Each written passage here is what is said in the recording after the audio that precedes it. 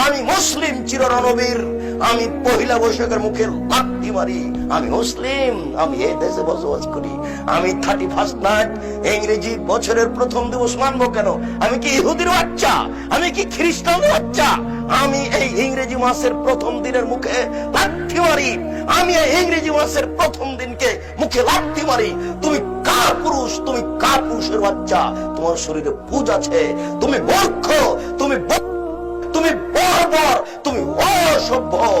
যত যুবক যুবতী এইসব দিবস মানে, যারা পান্তা ভাত নিয়ে গিয়ে বট গাছের নিচে ইলিশ মাছ দিয়ে খায়, এবং যারা একে মানে, যাকে এরা হিসাব করে, যত নেতা, যত নেত্রী, যত ছাত্রী, যত ছাত্র, যত শিক্ষক, যত শিক্ষিকা, এরা সবাই বন্য, এরা সবাই বর্বর, এরা সবাই অসভ্য।